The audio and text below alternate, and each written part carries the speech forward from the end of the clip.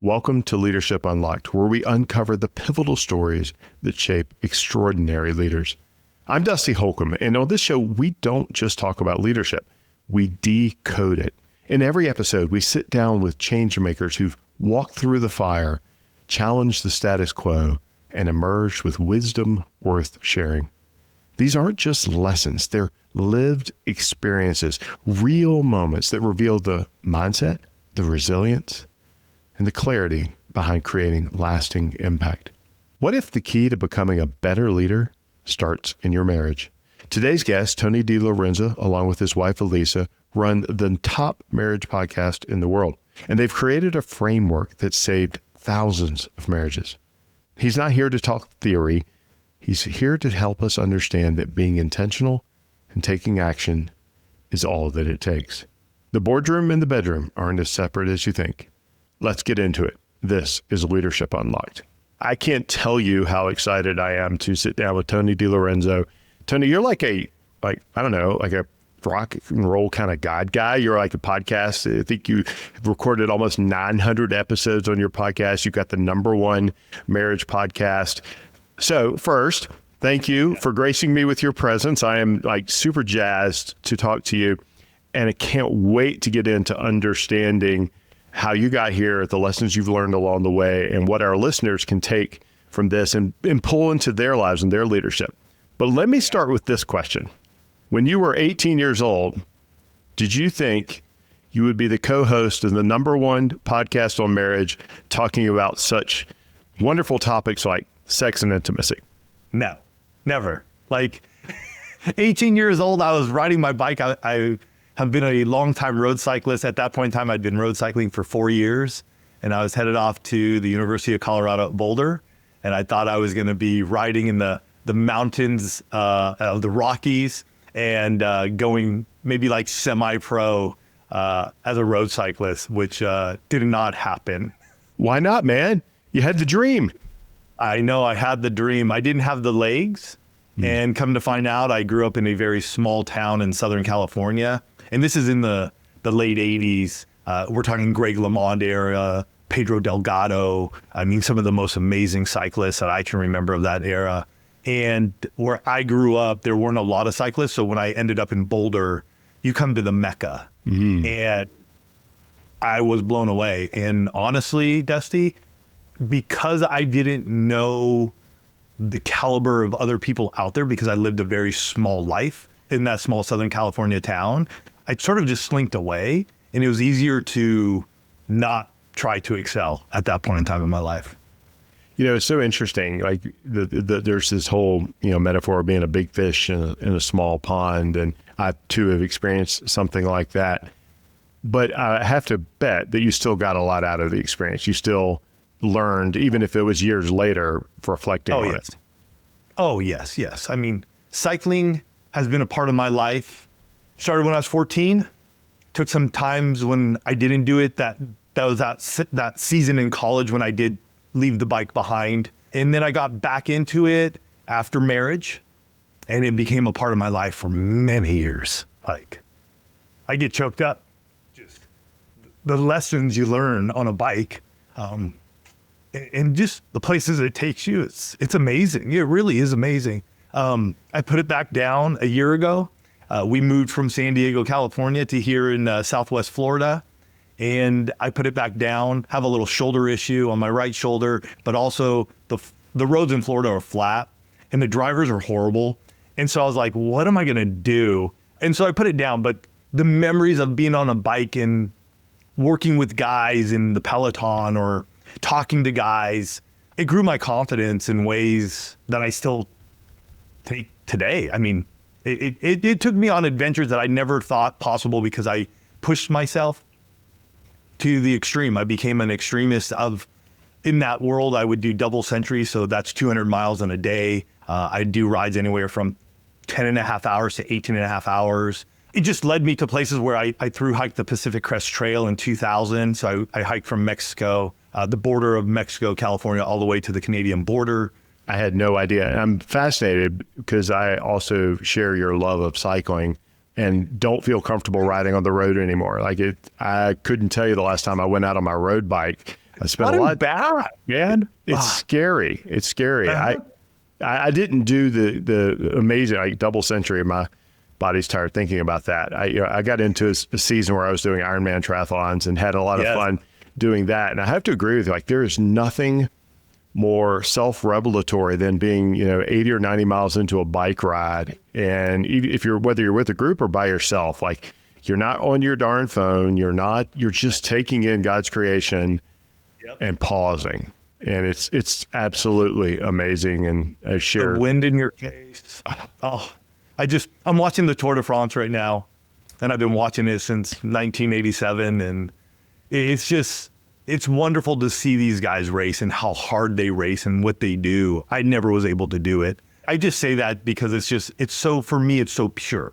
Like I did it because I loved it. It took me to places I never imagined. And when I say places, not around the world, but places in my head, in my mind, the visions, the dreaming, the places where you're just stuck in business and you're like, God, what do I do now? And I would just get on my bike and I'd just start riding, and it'd be like, that's it. I've been struggling with this for 3 weeks and that's it. Okay. And I just keep remembering until I got home, or, back or once we started having phones, you'd stop at your next rest stop and put it into the notepad or something. But yeah, I loved it. It's so interesting. I think I did my best professional work when I was also doing the most demanding physical work, training for an Ironman and getting ready for that. And, spending 10 to 20 hours a week outside of work doing this. But it was because of those things you just said, like you had time and space to think, time and space to reflect, to let things settle out. So kudos for you. So I have to ask, if safety notwithstanding, is there any like dream cycling trip or trek that you have on the bucket list that has to happen? Yeah. I mean, if I was in shape, Pyrenees, the Italian Pyrenees. I love the Tour by all means, but there's something about the Pyrenees, especially the Italian ones, that are just, they're just so brutal. They're beautiful. They're spectacular. That would be my go-to. Like if somebody were to say like, hey, Tony, we're going in 6 months, get ready. I would find a new indoor trainer that I would buy on the spot, one that's like all slicked out so I could get all the gradients and stuff and I could train with it, and I'd hook my bike up to it and I'd be like, all right, we're going. So that would be my dream. That's amazing. Yeah, I'm built for downhills. So I would solve the downhill portion of the Pyrenees. I will say I have started lifting, so I've added about 20 pounds of muscle. So it would be different than when I was about 165 pounds and very lean. As a lean cyclist, I'm larger now. I did the Ironman in Lake Tahoe back in 2013, and I had no idea. It was elevation and steep climbs. And I remember looking down at my bike computer at one point, doing 3.5 miles an hour, climbing a hill, going, "Well, this sucks." But you learn a lot when you just keep pedaling. At that point in time, you look down, you're like, I think I'd be better off just walking. I've been there. Yes, I know those moments. Awesome. Well, for those rare and unfortunate few who don't know you, tell us a little bit about you. Give us the little bio of Tony so they can get to know you and we can unpack some of the wisdom that you've accumulated over the years. I'm Tony, obviously. We do a marriage podcast, and I say we, my beautiful wife and Elisa and I do, and we help marriages and couples strengthen their marriage through our 6 pillars of intimacy framework so that they can have the extraordinary marriage they desire. And we've been doing this for 15 years, and it's been a journey. We have been married 28 years at this point in time. And prior to starting this, we almost got divorced twice and had at that point in time a lot of struggles in the first 11 years of our marriage. And we got intentional, we got radical. And over the last 17 years, we have spent numerous hours on ourselves, on our own marriage, and helping thousands and thousands of couples around the world. All right. You said a couple words there that I'm going to double click on as we move in. And first off, like 28 years, that's amazing. And then also being able to say, yeah, we struggled. It's not always easy. We worked on it. We almost lost it. Like, yeah. I appreciate your vulnerability and your candor. You mentioned the word intentional. And I think from through a leadership lens, I think it's one of the secret sauces that great leaders have is they're incredibly intentional. What are some of the things when you think about this through the marriage lens that the secrets or wisdom that you've uncovered over the years of how to be intentional with your marriage? What is it something that folks should learn about how to be more intentional? There's two words we say a lot. You need to be intentional and you need to take action. So because there's one thing to be intentional, but if we just sit on like, I'm going to be intentional and yet not take action, well, you can be intentional all you want and nothing's going to change. And so when we look at being intentional, what does that look like in marriage? So if we go back to our 6 pillars of intimacy framework, and that's our best-selling book, it's called The 6 Pillars of Intimacy. We look at these 6 pillars. And so we have emotional, physical, financial, recreational, spiritual, did I say recreational? I think I did. And then sexual intimacy. And so the way we look at it and have looked at it over the years for ourselves and for those in our community, which we call the one family, is take one of those pillars and what can you do? So let's just take emotional intimacy, for instance. And this is your verbal and nonverbal communication. How can we be intentional around conversations? How can we be intentional about having a marriage where we communicate openly, honestly, and transparently with one another? Because if we don't have some sort of guidelines, and this is what I find frustrating so much with marriages over the years, is so many people go, we got married. They do all this work. They do all the struggling to get to this point to say, I do. And then they go, it's just going to work out. It's just going to happen. I get it. I was there. I was that man at 23 years old who said I do to my beautiful wife, Elisa, and didn't realize I had to be intentional until 11 years in when we're looking at getting divorced for the second time. And that's when it hit me and it struck me the most that if I want to have amazing conversation with my wife, I'm going to have to set aside time to have those conversations with her. So when I look at being intentional around emotional intimacy is just one of them, something we call our walk and talk. It's something that Elisa and I typically have on our calendar once a week. And we go outside and we go walking and we go talking. It could be at the beach. It could be around our community. It could be wherever we are. But we're intentional around that area. Now we can take it to another pillar, say recreational intimacy. And this is our fun pillar. This is, the fun activities you do, dates, outings, this and the other. Well, if we want to be intentional about dating one another and not just saying, let's go grab a burger at the burger joint down the street, but we want to be intentional around this. What are we going to do? Once a month, once a quarter, once a year to have an extraordinary or a date that leaves a memory, a moment, not only in our minds, but our hearts that allows us to go, oh man, that's something we did 5 years ago. And it still reminds me of how much I just love the way we are able to, take the time for our marriage. You've said something there, and I hadn't even thought about it until you just said it, but the connecting intentional with action, like actually doing something with it. And I get everything you've said already is directly corollary to having an influence on others in a work context, in a professional context, in a business context, because, we're still dealing with people. People are the common thing. And now you're talking about the most intimate, coveted relationship a man can have, between he and his spouse, and or a woman can have between she and her husband. And the same things apply. How did you figure this out? Did you have some Swami guru from on high come down and sprinkle you with some of the magic pixie dust? Maybe I'm mixing spiritual metaphors here, but how did you arrive at this place where you created a framework and a system to enhance and strengthen marriage? Started many, many years ago. So it was our 11th year of marriage. We were stuck. And Elisa and I got radical at that point in time. And so it was at that point in time that we began to go, what could we do different that would take us to a point in our own marriage where we are close and connected?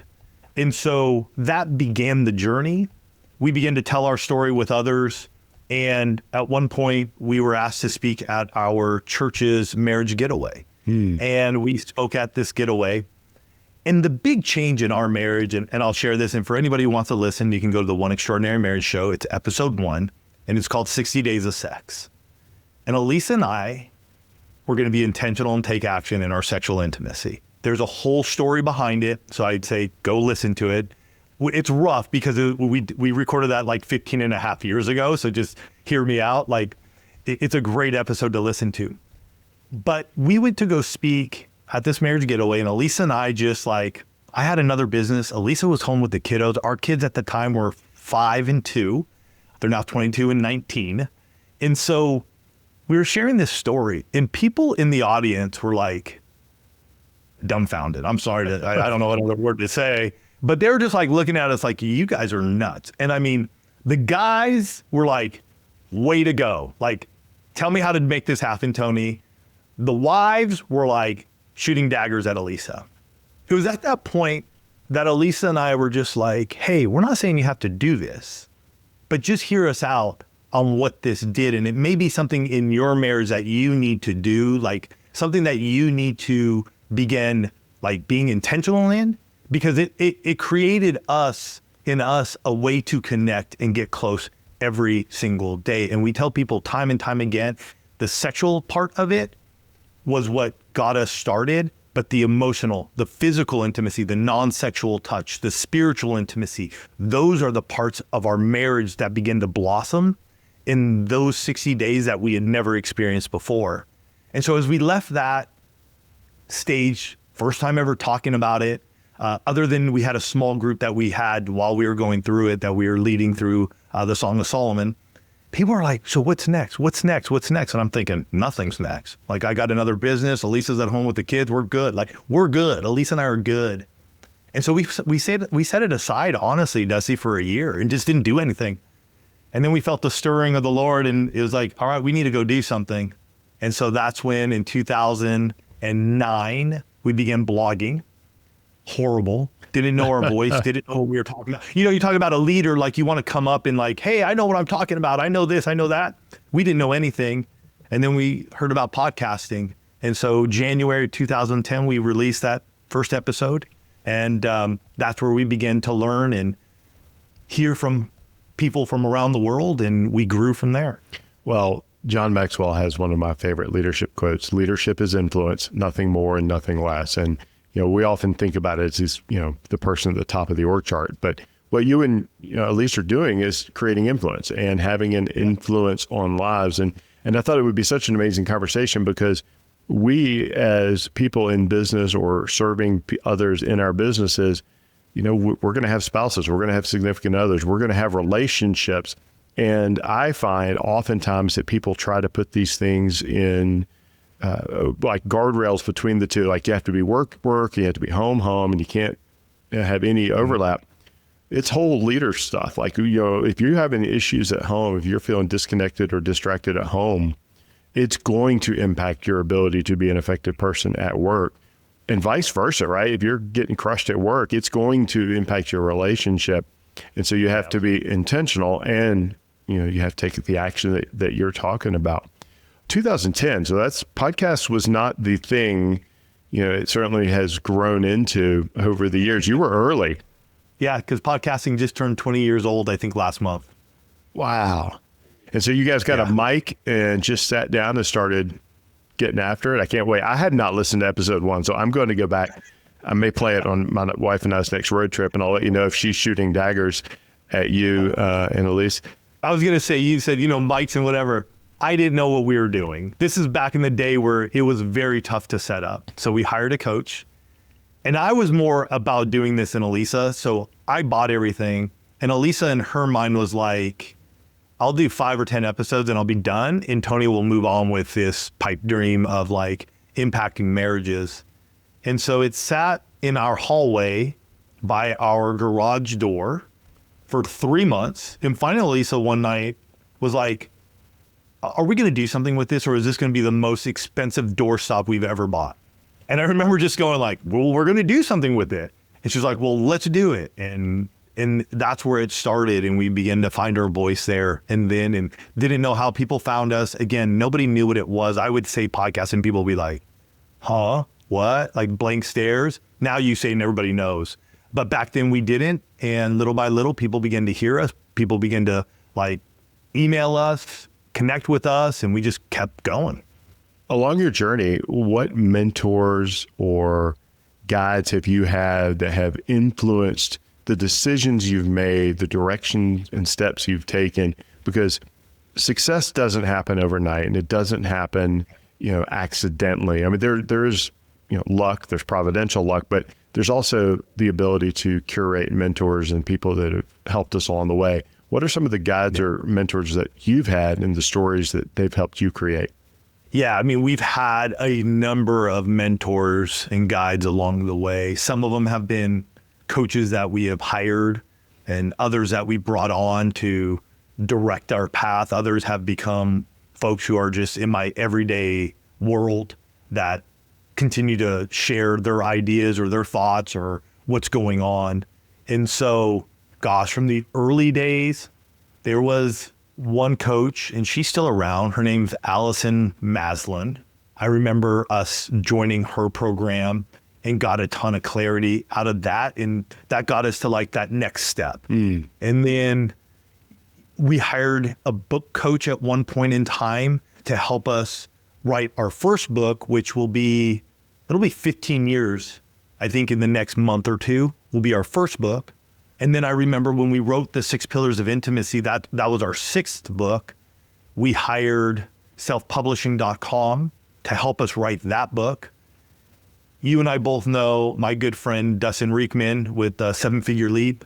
He and I have known each other for 15 years, and we found each other via Twitter because at that point in time, he was running another marriage site called Engaged Marriage, and he's always been about partnerships, and he was doing like this free ebook, and I got to know him there, and he and I kept this friendship and turned into like we had another business together called Fit Marriage. We were helping couples get fit together through different workouts. We had a whole program we made. And so he's been a huge mentor in my life over the years and a dear friend.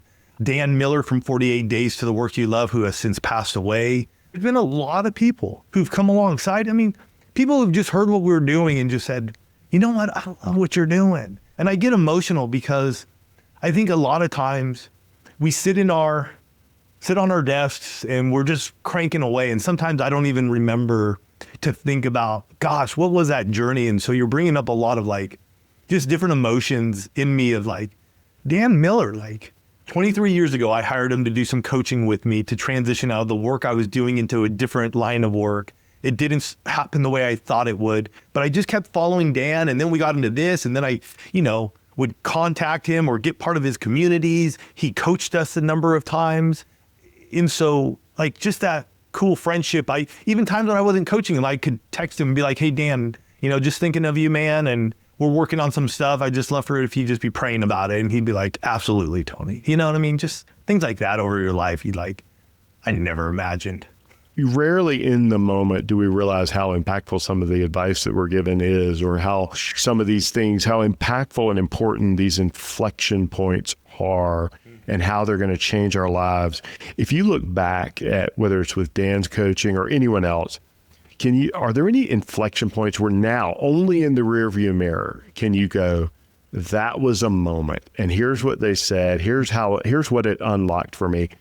Any of the specific inflection points that you can think about? Yeah, February 2021, coming out of the pandemic, business was we were just getting crushed from all angles. I had hired a marketing team probably the week prior. Everybody just basically said, yep, this isn't going to work. Everybody pulled out. Everybody left.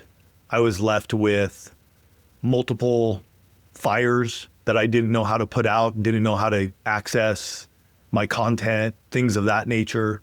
And I remember being on my knees praying, just like, all right, God, what are we doing now?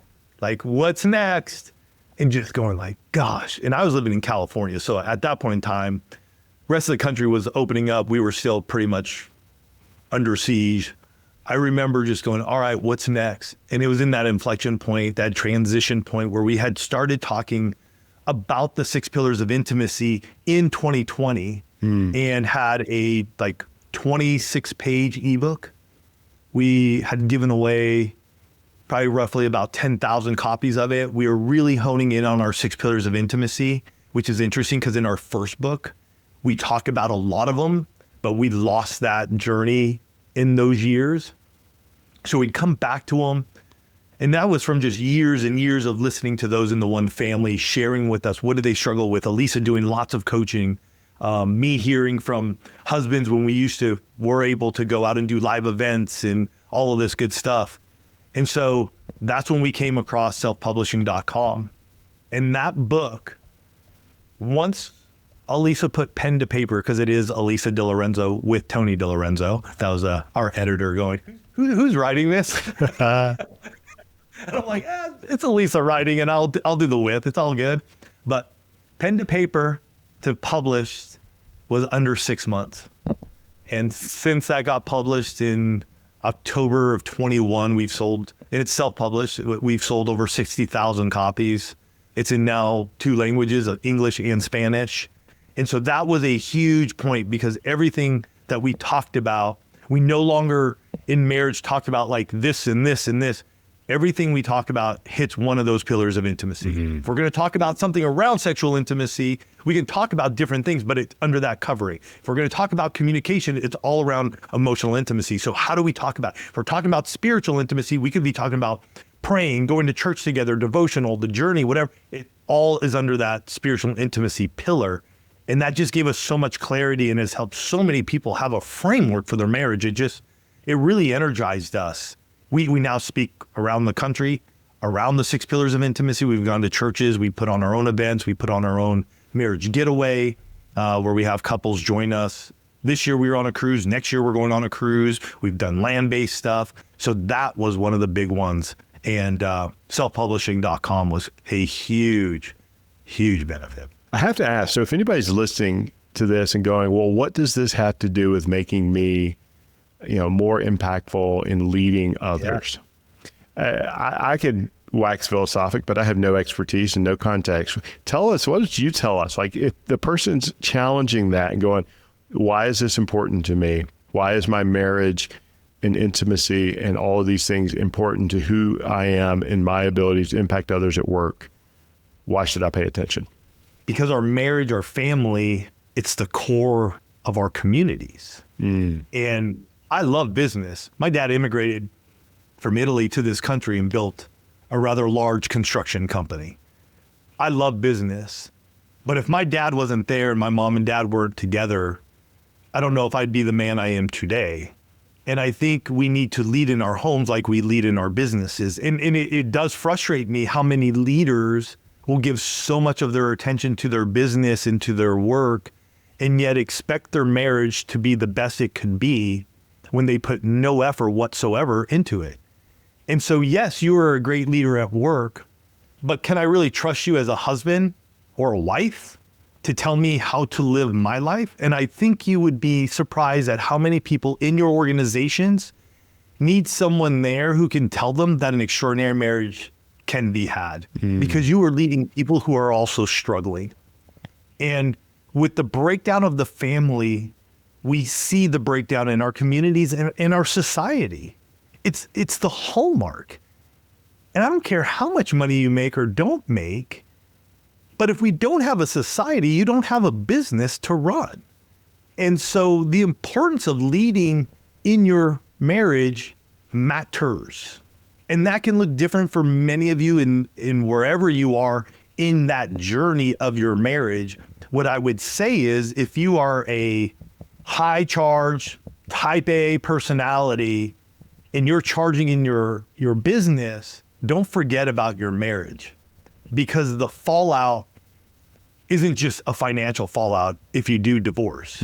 There's a massive emotional toll that you will go through that can also end up in carnage in your business. And so that's why I get passionate about it. And I'm okay to speak frankly to many of business leaders who are willing to listen. And I have that opportunity to go, what are you doing? Because that's great. You got a great business. But when I say goodnight and I rest my head for the last time, you better believe it, I don't give a rip about the business stuff. What I'm concerned about is that my beautiful wife, Elisa, will be there and go, we did good.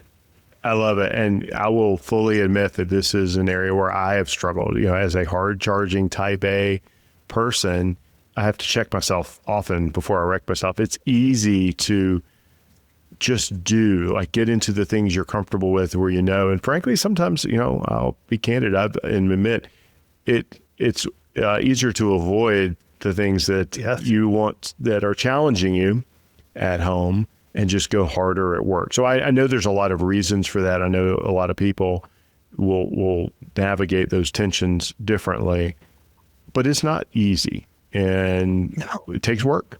It does. And don't get me wrong. I mean, Elisa and I have built multiple businesses and we've worked together, which can be its own challenge. It could be a blessing and its challenges, It's like, great, we got work stuff going on, but can we just turn that off? Because I just want it to be like Tony and Elisa, just you and me. I really don't care about the business today, right? And so there are many different nuances and there's always a gray area. Don't hear me wrong on that. What I'm saying is, are you willing to be intentional and take action in your marriage like you do in your business? Because I'm telling you, when you lay your head down, a lot of people are going to come up and they're not going to be like, oh, Joe did this and this and this at work. When my dad took his final breath, every single person who came up to me was like, your dad was the greatest guy. He loved your mom. He helped me this way. He did, Those are the things I start to think about as I get older in life. And money, don't get me wrong, money is good. Money allows us to buy those vacations. It allows us to buy those experiences where we can go on a cruise ship, where we can go somewhere special with our spouse. But when you get there, are you really close and connected, or are you checking out from one another?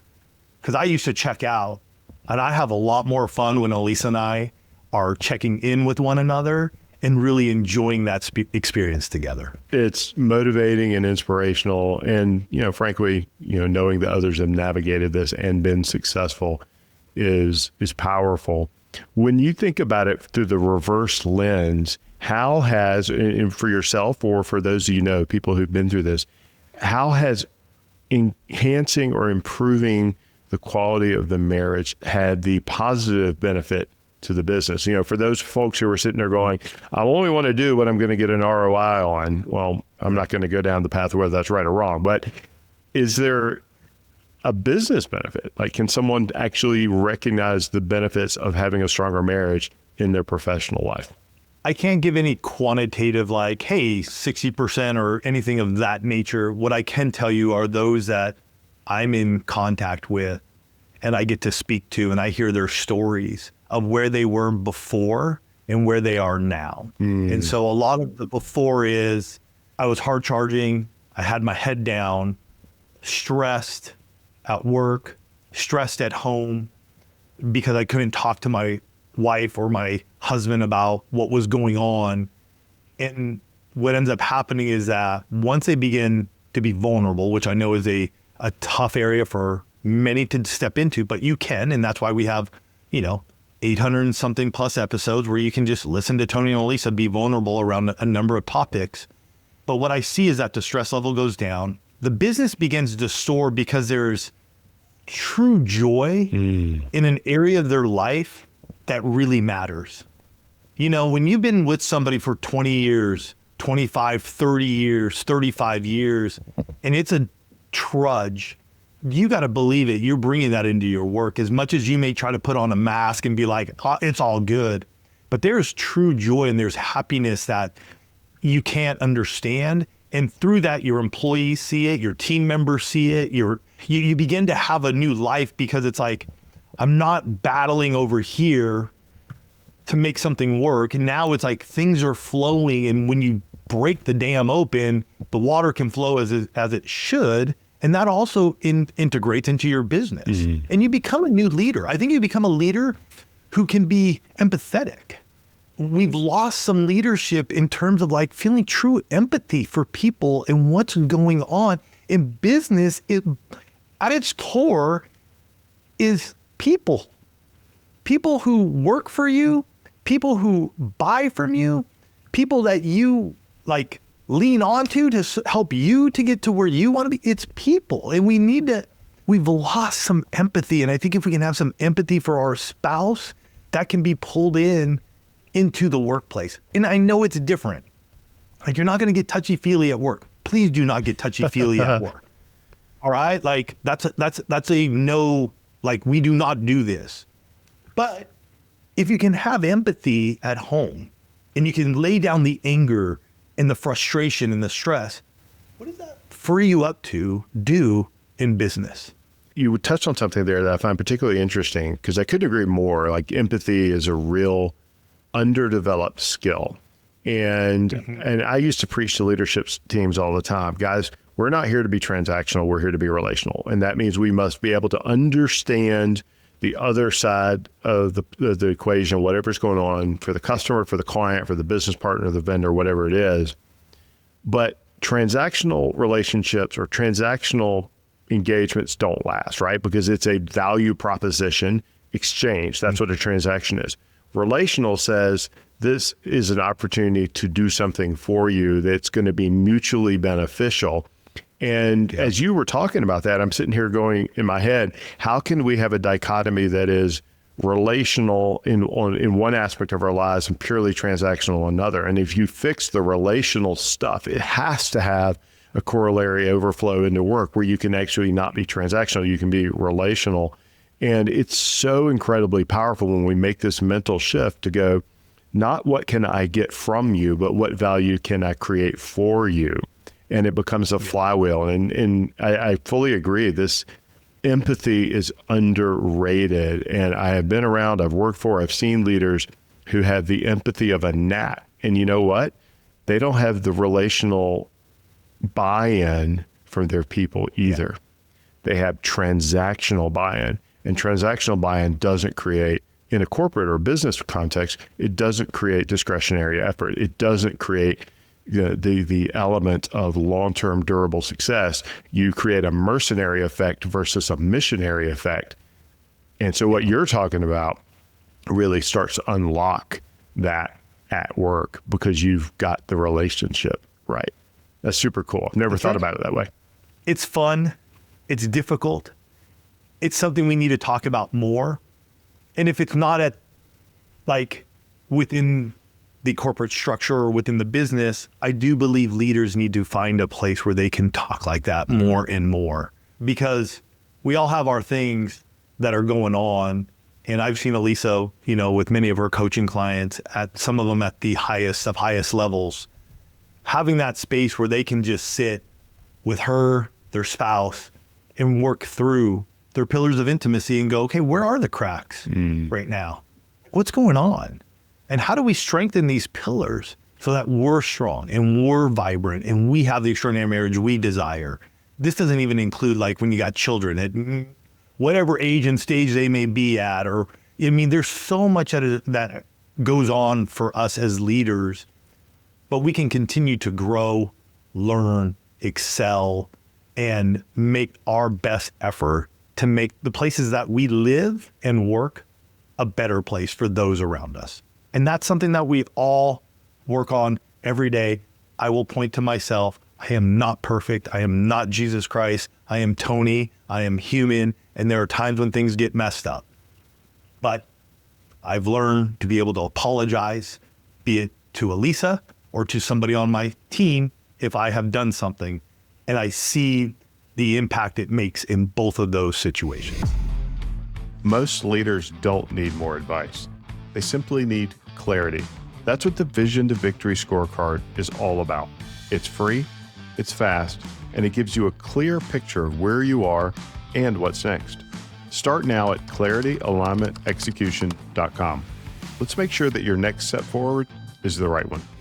I want to go a little bit rapid fire because I think these are fun.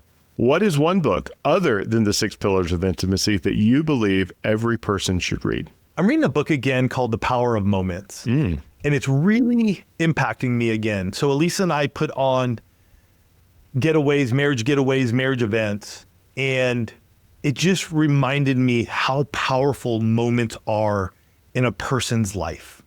And if we can think about that, it can have a profound impact, not only in our marriages, but our businesses as well.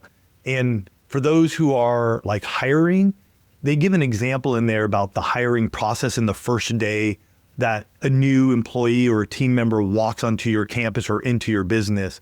And I was like, oh, wow, that's a really cool moment to be had by that person who then has that buy-in from you to go like, I want to be here. Mm-hmm. So that's a really good book right now. All right, I'm going to check that one out. I have not read that, but it always amazes me how moments that we might overlook or take for granted have so much meaning for others. I was working with a leadership team just this past week, and part of the exercise, I said, well, I want you to identify a person on your team that you would like to clone. Like if you could have 100 of those, you would take over the world.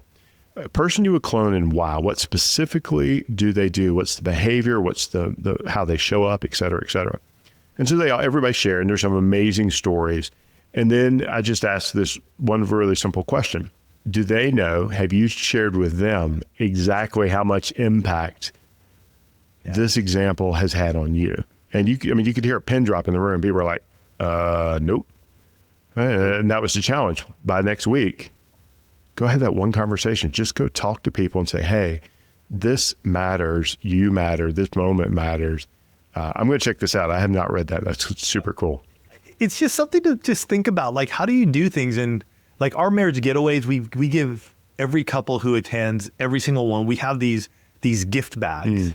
And when we first did it, we were just sort of like, well, we're going to Cancun. Our first marriage getaway was in Cancun. So I was like, Elisa, we got to have these gift bags. The gift bags have become the thing for people who are coming back. Yeah, they're gift bag and we give them a towel. And what's that towel say? Like, these are big moments for people on this, adventure they're taking with their spouse, which is then they walk off of and out of our marriage getaway going like, this was better than our honeymoon. This is better than any trip we've ever taken. Thank you so much for creating this time for us. And I just look back and I'm like, oh, there are specific moments that Elisa and I remember reading the book, but just picking it up again, going like, there are just these specific moments that we created along this trip in this getaway that really solidified it for our couples. That's amazing. That's super cool. I can't wait to dig into that. All right. What is one daily practice that makes you a better husband, leader, human being? You name it. Prayer, always. And then after that is some sort of fitness. So I try to work out at least lifting wise 3 days a week, and then 3 to 4 days a week out walking. And so some of those walks are with Elisa, which become our walk and talk. But yeah, I think the fitness and just getting out, being healthy makes me just have clarity of mind and ability to just, stay where I want to be as I enter into my early 50s. It's the new 30s, man. It absolutely is. I mean, if you look back at like some of the old shows in the 70s and you're like, how old was so-and-so? Like Mrs. Roper, I think on Three's Company. If you look at Mrs. Roper, I think in Three's Company, she's supposed to be like 52 or 53 years old. It's hilarious to watch because I'm like, I'm 52. Like, that's no way anyone I know looks like Mrs. Roper. Oh, I had that exact same experience the other day. We're watching Days of Thunder, and Robert Duvall's character, I can't remember the name of it, his character name now. He's I'm 59, and I'm going, you look 74. Like, come on. Like this, the world has shifted. I'm not going to be like that. But of course, kind of get after the fitness.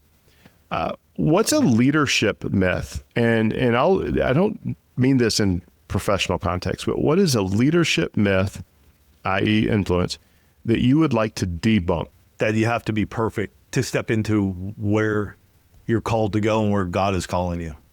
You don't have to be perfect. You just need to be a willing vessel. Oh, I love that. If perfect's the standard, nothing would ever get done. And there's only one. We wouldn't have what we have today if it was perfect, because that first episode, when you listen to it, Dusty, you could be like, wow, okay, Tony and Elisa, that was really good. I mean, it's decent, but it was 15 and a half years ago. But if we waited to perfection, where I feel like we were at a very good place now after 15 and a half years of podcasting and working together, we would have never got there. Well, I guarantee if you went back and tried to re-record that episode today, it wouldn't be as good because it wouldn't have raw authenticity and the time and place that came through in the words. Yeah. Oh, yeah. And for anybody else who wants to listen to like our story after that, it's episode 4, and it's called Listener Feedback. And we got called out after 3 episodes, like, why should you listen to Tony and Elisa? And Elisa and I go through our story of massive amounts of debt, loss of a child, and then other stuff that we shared in there. But that would be the next episode to listen to. I've got some red time coming up. I'm going to get caught up on this. How do you personally define success today? So when you lay down your head at night and you put away all the things that are occupying brain space, how do you say today was a good day? I think this is one I still struggle with, Dusty, truthfully. Because I used to, when I was younger, success was always, how many dollars do I have in my banking account? Again, money is needed and necessary to live. I want to make it and I want to live. But when I really think about it, to me, it's, did I make a connection with somebody that encouraged them and gave them and brought hope to them? I think that's what I lean towards more than anything. Like, did I pick up the phone and text somebody and just tell them, like, I saw them or I heard them, or, just like when I reached out to you the other day when your newsletter came out. I was reading it and it was just, I felt like it was overwhelming. And so me reaching out to you that day was more of like, here's somebody who just needs to hear what I'm seeing. And I hope this encourages them and brings him hope. It wasn't one of a message to be like, hey, you're doing this all wrong. It was, so I feel like at the end of the day, if I can encourage somebody and bring them hope, I feel like I've done what I've had to do today. That's super cool. It's interesting. Like I know a lot of people struggle with this question. It's one of my favorite questions to ask, and it has been for years and years, nothing to do with this podcast. And I actually used to use it as an interview question when I would interview people for a role and ask them, like, tell me how you measure success in a day. And I used it to understand, did they have an internal meter, an intrinsic meter versus an extrinsic meter, to understand, how they were connected personally. And it can change over time, right? It can be, hey, I measure success by this today, and a year from now, it could be something entirely different. And I have to tell you, and I've shared this with you already, but like, I'm deeply appreciative of that message you sent to me, because it allowed me to understand from someone else what they were seeing. And that's how we learn. That's how we grow. That is, the iron sharpening iron, which is my single favorite. And, for anybody who's watching, like, I've got coasters. I use those actually in our swag bag for our leadership accelerators. And iron sharpens iron mentality. And it's so incredibly powerful. Okay. So last question as we get ready to wrap up. What's a cause or an organization that you are passionate about supporting? Gosh, there's 2 that I think of. First, liberty, our right to religious freedom. And that's for all religions here in our country, that we have the religious freedom to not be persecuted for our religious views. And that's for all religions. And so they fight that fight, have gone to the Supreme Court many a times. And then Convoy of Hope. I mean, talk about an organization that, just in the last year, the front lines of the floods in, North Carolina, the floods that have just happened in Texas. I mean, what they're doing around the world to just impact lives. It blows my mind what that organization does. That's awesome. I will put links to both of those in the show notes. Yeah, it's so powerful when you find out ways that we can contribute and make this world better. We're not here to extract value. We're here to create value. And there's so many ways to do that. Well, obviously, if our listeners are interested in learning more about you and Elisa, and they can listen to the podcast, but how can they get connected? Where would be the best place for them to go if they are interested in learning more and digging in deeper? You know what? I mentioned the 6 pillars of intimacy, the secret to an extraordinary marriage. I would say if that's where you're at, like, you're a leader and you're cranking it at work, and yet you're looking at your home life, your marriage, and you're like, it's time to get intentional. Pick up our book, The 6 Pillars of Intimacy. Go to 6pillarsofintimacy.com. That's the number 6, 6pillarsofintimacy.com. And just go grab it. They'll take you to Amazon. I have it in paperback, hardback, audiobook, Kindle, whatever you want. But start there, Because I think what it'll do, what I know it will do, it'll give you a framework where you can look at your marriage from a different lens and allow you to have the extraordinary marriage you desire. That's awesome. Well, I hope that many people take you up on that. And I know that I am, and it is impactful to think about it. And I love the way you just reframed that, to think about your marriage differently. It'll just give you a framework to see it from a different light and a different angle. And that's so incredibly powerful. Tony, brother, it's such a delight to spend time with you. And I am so deeply appreciative of your investment in time. I know you've got a million things going on. So this is a very, very gracious of you. And I'm so happy that we could spend some time together. Thank you so much, Dusty. Truly, truly appreciate this. If today's episode gave you something to think about, something to apply, then there's more where that came from.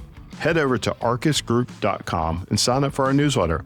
It's where we share tools, insights, and our leadership frameworks to help you lead with more clarity, more alignment, and more impact. No fluff, just what helps you lead better. Thanks for tuning in. See you next time on Leadership Unlocked.